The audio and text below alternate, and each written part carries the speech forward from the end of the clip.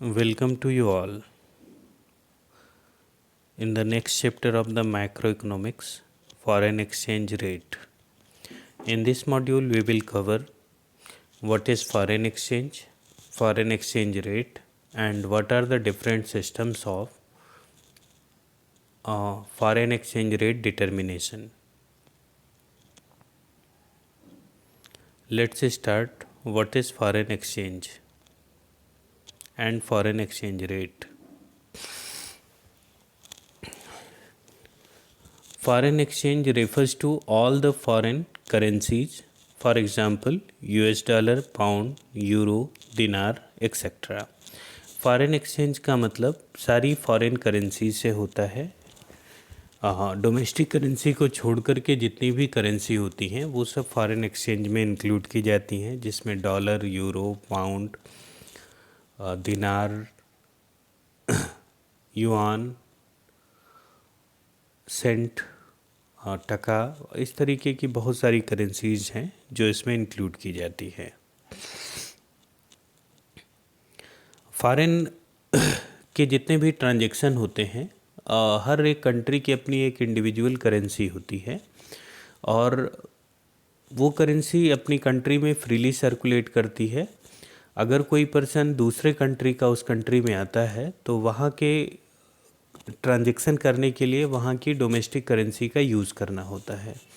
इस domestic currency को use करने के लिए उसको अपनी करेंसी दे करके जिस कंट्री में गया है वहाँ की करेंसी को कन्वर्ट कराना पड़ता है।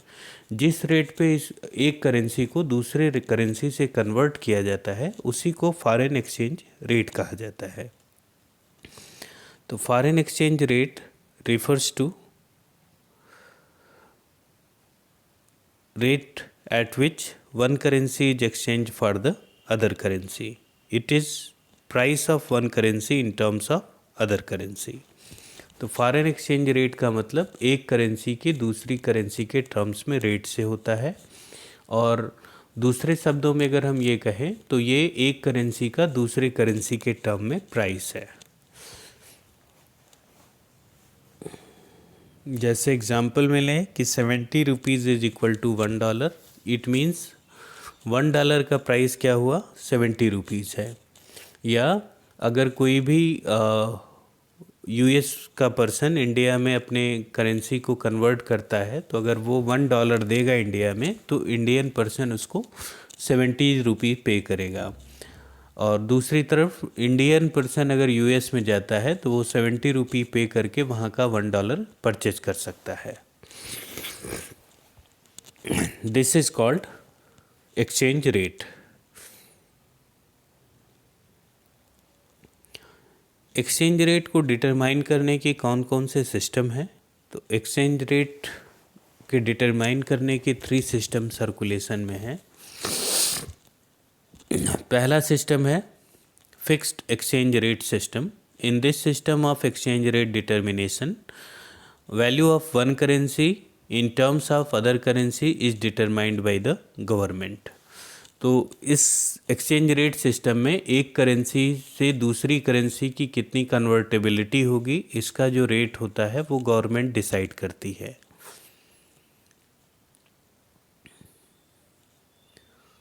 This system ensures stability of foreign trade and capital movement.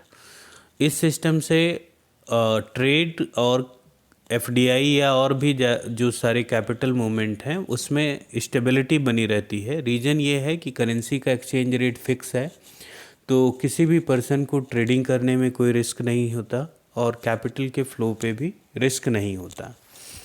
तो रिस्क कम होने के कारण इसमें फॉरेन ट्रेड और कैपिटल मूवमेंट की स्टेबिलिटी होती है।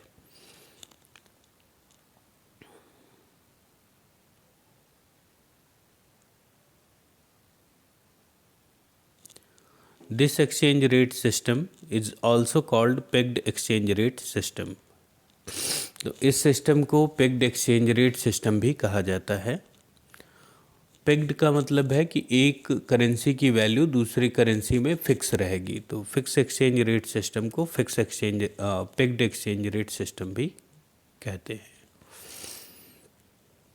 There are two methods of gold standard and Bretton Woods standard to determine fixed exchange rate.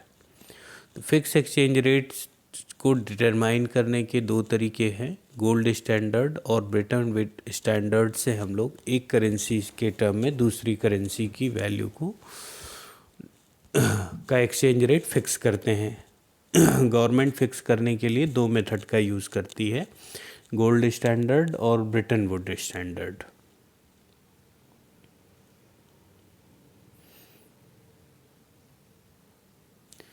Gold standard में करेंसी का एक्सचेंज रेट कैसे फिक्स किया जाता है? तो गोल्ड स्टैंडर्ड में करेंसी की वैल्यू जो होती है परचेजिंग पावर पे बेस्ड होती है। In gold standard value of currency is determined with purchasing power in terms of gold. For example, if the price of 10 gram gold in India is ₹45,000 and in US it is $750। तो gold standard में एक currency का exchange rate fix करने के लिए gold को standard माना जाता था और हर करेंसी की परचेजिंग पावर गोल्ड के टर्म में डिसाइड होती थी। जैसे एग्जांपल लें तो इंडिया में अगर 10 ग्राम गोल्ड की कॉस्टिंग या प्राइस जो है वो 45,000 है और सेम उसी तरीके से 10 ग्राम गोल्ड की कॉस्टिंग या प्राइस जो है वो यूएस में $750 है। इट मीन्स 45,000 इंडियन रुपीज़ की परचेजिंग पावर $750 की परचेजिंग पावर के इक्वल है। So $750 is equal to 45,000, $1 is equal to 45,000 divided by 750, so $1 will be 60 rupees.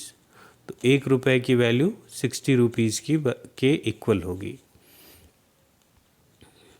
दूसरा, गोल्ड स्टैंडर्ड सिस्टम में कि ड्रॉबैक के कारण ब्रेटन वुड में कॉन्फ्रेंस हुई और ब्रेटन वुड में ये डिसाइड किया गया कि जो गोल्ड का वर्क था वो अब यूएस डॉलर करेगा। तो गोल्ड की जगह अब रिप्लेस कर दिया गया यूएस डॉलर को और हर करेंसी की परचेजिंग पावर यूएस डॉलर के टर्म में डिसाइड की गई कि एक करेंसी का रेट यूएस डॉलर के टर्म में कितना होगा और इस यूएस डॉलर के थ्रू अब कंपेयर किया जाने लगा हर कंट्री की करेंसी को, एक्सचेंज रेट को। हाँ, Brayton would exchange rate system में प्राइस जो है डिफरेंट करेंसी का वो यूएस डॉलर के टर्म में फिक्स किया जाता था गवर्नमेंट के द्वारा कि यूएस डॉलर के टर्म में कितनी परचेजिंग पावर है, उसी को सारी कंट्री फॉलो करती थी। Second one system exchange rate का जो है वो फ्लैक्सिबल एक्सचेंज रेट सिस्टम है। In this system of exchange rate determination, exchange rate is determined by the demand and supply forces of the different currencies in the foreign exchange market। तो flexible exchange rate system बाद में circulation में आया। Flexible fix exchange rate system के बाद में flexible exchange rate system में अब गवर्नमेंट ने इंटरफेयर करना बंद कर दिया। अब ये डिसाइड हो गया कि फॉरेन एक्सचेंज का एक मार्केट होगा जहाँ बैंकर्स हैं, ट्रेडर्स हैं, फॉरेन ट्रेडर्स हैं, फाइनेंशियल इंस्टीट्यूशंस हैं, वो जितनी करेंसी की डिमांड कर रहे हैं, फॉरेन करेंसी की डिमांड कितनी आ रही है और फॉरेन करेंसी की सप्लाई कितनी आ रही है जो फॉरेन इंस्टीट्यूशंस करने को तैयार हैं। इन डिमांड और सप्लाई फोर्सेस के अकॉर्डिंग अब डिसाइड होगा कि करेंसी का प्राइस कितना होगा। तो फ्लैक्सिबल एक्सचेंज रेट सिस्टम में अब गवर्नमेंट एक्सचेंज रेट फिक्स नहीं करती थी। अब फॉरेन एक्सचेंज मार्केट में ये देखा जाता था कि करेंसी की डिमांड कितनी है और करेंसी की सप्लाई कितनी है।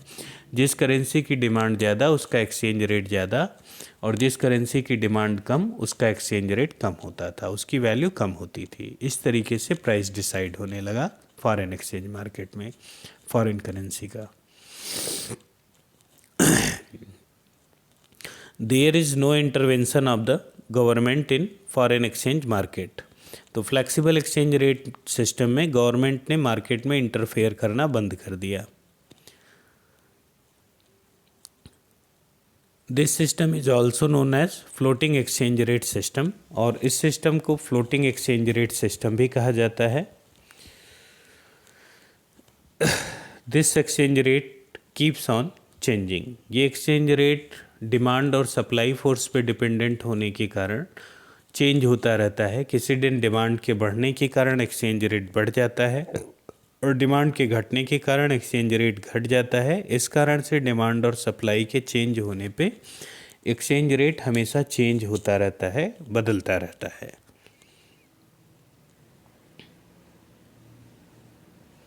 Next one is the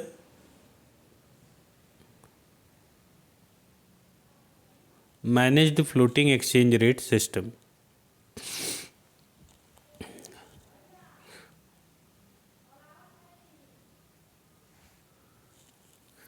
It is the system in which foreign exchange rate is determined by the market forces and central bank both। तो managed floating exchange rate system जो है वो इसको मार्केट फोर्स और central bank दोनों मिलकर के decide करते हैं। इस कारण से इसको हाइब्रिड एक्सचेंज रेट सिस्टम भी कहा जाता है। इस एक्सचेंज रेट सिस्टम में एक सर्टेन लिमिट होती है। इस सर्टेन लिमिट तक मार्केट फोर्सेस के थ्रू रेट डिसाइड होता है कि रेट क्या होगा, और एक सर्टेन लिमिट के क्रॉस करने के बाद सेंट्रल बैंक डिसाइड करता है। सेंट्रल बैंक मार्केट में इंटरफेयर करता है। When exchange rate is float within the certain limit, it is determined by market force, but when it crosses the limit, central bank interferes in the foreign exchange market। तो यहाँ पे diagram में दिया गया है, दो लिमिट दी है, एक अपर लिमिट है और एक लोअर लिमिट है। अगर एक्सचेंज रेट अपर लिमिट और लोअर लिमिट के बीच में है then it will be determined by the market force. लेकिन जैसे ही अपर लिमिट को क्रॉस करता है एक्सचेंज रेट या लोअर लिमिट को क्रॉस करता है, ऐसे में central bank foreign exchange market में इंटरफेयर करना शुरू करता है। सपोज़ कर लीजिए कि अगर फॉरेन करेंसी या डोमेस्टिक करेंसी की वैल्यू धीरे धीरे कम हो रही है। डोमेस्टिक करेंसी की वैल्यू कम होने का मतलब इंडियन रुपीज़ की वैल्यू फॉल कर रही है। ऐसे केस में इंडियन करेंसी अगर सस्ती हो रही है तो गवर्नमेंट क्या करती है, फॉरेन करेंसी को बेचना शुरू कर देती है और इंडियन करेंसी को परचेस करना शुरू करती है सेंट्रल गवर्नमेंट के थ्रू, सेंट्रल बैंक के थ्रू। सेंट्रल बैंक जब फॉरेन करेंसी को बेचता है तो फॉरेन करेंसी की सप्लाई बढ़ जाती है और इंडियन करेंसी की डिमांड, जिसके कारण इंडियन करेंसी की वैल्यू धीरे धीरे बढ़ने लगती है। और सेम जब इंडियन करेंसी की वैल्यू बहुत ज़्यादा बढ़ जाती है तो ऐसे केस में इंडियन करेंसी को बेचती है आरबीआई और फॉरेन करेंसी को परचेज करती है। इंडियन करेंसी के बेचने के कारण इसकी सप्लाई बढ़ जाती है और जब सप्लाई बढ़ जाएगी तो उसके प्राइस धीरे धीरे कम होने लगते हैं। तो इस तरीके से central bank foreign exchange market में इंटरफेयर करती है। इस सिस्टम को डर्टी फ्लोटिंग भी कहा जाता है।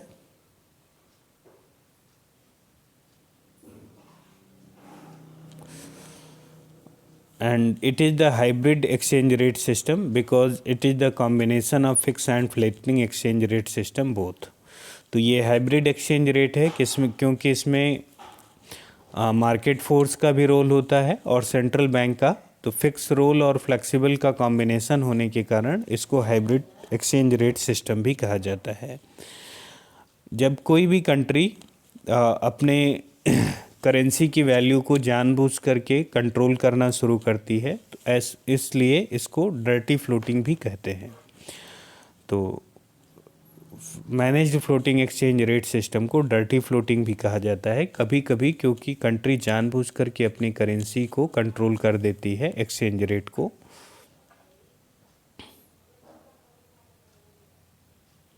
Depreciation and appreciation of currency. When the value of domestic currency decreases in terms of foreign currency, due to demand and supply force it is called depreciation of domestic currency. जब domestic currency की value घटने लगती है demand और supply force के कारण, currency की demand कम हो जाए और करेंसी की सप्लाई ज़्यादा हो जिसके कारण वैल्यू घट जाए, तो इसको डिप्रिसिएशन कहा जाता है डोमेस्टिक करेंसी का। जैसे एग्जांपल लें कि अगर पहले एक्सचेंज रेट जो था $1 में 40 रुपीज़ था, initial exchange rate $1 is equal to 40 rupees था। बाद में एक्सचेंज रेट जो हुआ $1 में 60 रुपीज़ हो गया, यानी अब रुपीज़ सस्ते हो गए हैं। इसको डिप्रिसिएशन ऑफ डोमेस्टिक करेंसी कहा जाता है, डिमांड और सप्लाई फोर्स के चेंज होने के कारण। When the value of domestic currency increases in terms of foreign currency, it is called appreciation of foreign currency, appreciation of domestic currency। तो जब डोमेस्टिक करेंसी की वैल्यू इंक्रीज़ करने लगे फॉरेन करेंसी के टर्म्स में, तो इसको डोमेस्टिक करेंसी का एप्रिसिएशन कहा जाता है। और इसके पीछे मेन काज डिमांड और सप्लाई फोर्स में चेंज होना है। या तो डोमेस्टिक करेंसी की डिमांड इंक्रीज़ कर गई है या तो डोमेस्टिक करेंसी की सप्लाई कम हो गई है, या दोनों के कारण अगर डोमेस्टिक करेंसी की वैल्यू बढ़ रही है तो इसको डोमेस्टिक करेंसी का एप्रिसिएशन कहा जाता है। जैसे एग्जांपल लें कि इनिशियल में एक्सचेंज रेट जो था वो $1 इज इक्वल टू 60 रुपीज़। शुरू में जो एक्सचेंज रेट $1 बराबर 60 रुपया था, फिर बाद में एक्सचेंज रेट जो लेटेस्ट एक्सचेंज रेट हुआ वो $1 इज इक्वल टू 40 रुपीज़ आ रहा है। तो ये डोमेस्टिक करेंसी का एप्रिसिएशन है।